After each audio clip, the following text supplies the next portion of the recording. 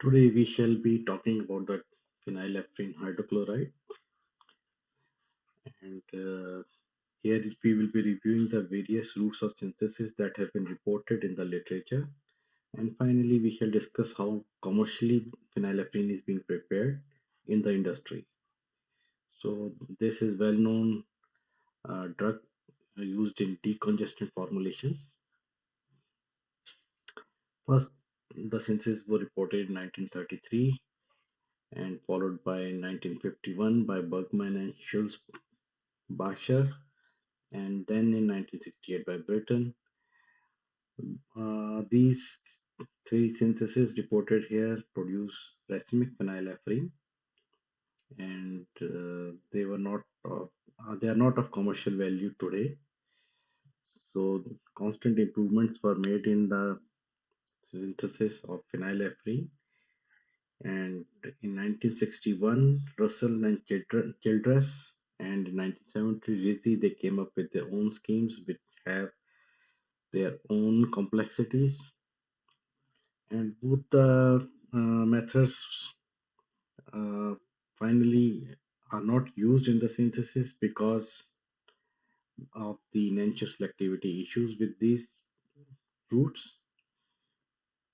These are the schemes. If somebody wants to go through the schemes, they can pause the video and go through the schemes. And next we come to the further developments which took place in 1989 by Takeda and Gurjar in 1998 and in 2010 by McGrady et al. And these three schemes, as given below, are as shown here, and they have their own advantages and disadvantages. And the final disadvantage being they are not commercially viable schemes considering the very low commercial prices of phenylephrine. One more reported synthesis is by Sharpless asymmetric hydroxylation route, and this is a good scheme, but still it is not commercially viable because of the length of the synthesis, and it doesn't fit into the cost of the API. There is another scheme reported in 2014 by epoxidation, and again, for similar reasons, this is not being used in the commercial synthesis. And this is the scheme by Kenya Biosciences in 2019, and this involves chlorination of 3-hydroxyacetophenone followed by chiral reduction of the carbonyl group using ruthenium catalyst, and then this chloro is replaced by methylamine to produce phenylephrine hydrochloride. Though this is a good scheme, but there are challenges in this scheme in terms of specialized equipment that is required here. The pressure generated here is around 2 kg because the solution of methylamine in THF is heated at 110 degrees, and this generates a pressure. So a pressure vessel is required. Moreover, methylamine is being used here in excess.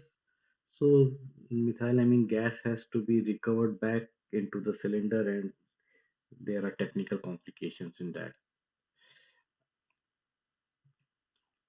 The most widely used approach is as given here, starting from 3-hydroxyacetophenone, followed by bromination, alpha bromination of acetophenone, and then reaction with methyl benzylamine, and this produces racemic phenylephrine, which is resolved using L-tartric acid.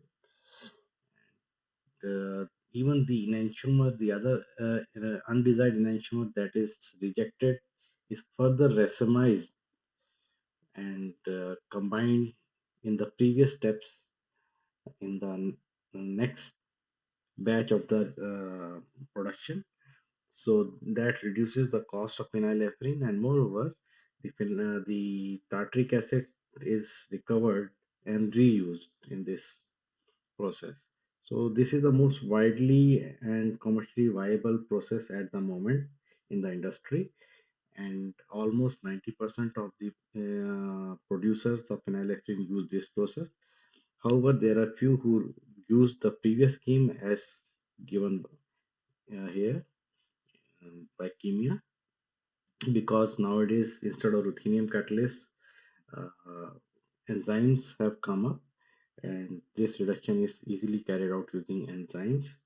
And certain people have overcome the challenges of pressure and recovery of methylamine. So that is all in phenylephrine. Thanks for listening to me. Have a good day.